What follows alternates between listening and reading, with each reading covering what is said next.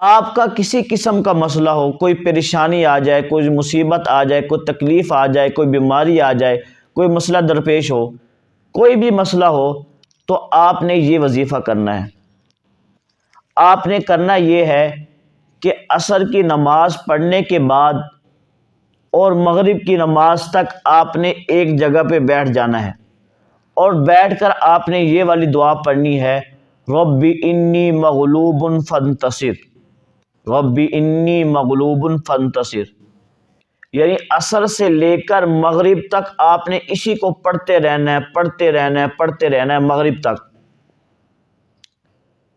تو انشاءاللہ آپ کا پہلے دن ہی مسئلہ حل ہو جائے گا۔ اگر پہلے دن مسئلہ حل نہ ہو تو پھر وہی عمل آپ نے دوسرے دن کرنا ہے، پھر یہی عمل تیسرے دن کرنا ہے۔ جب تک آپ کا مسئلہ حل نہ ہو اس وقت تک آپ نے یہی عمل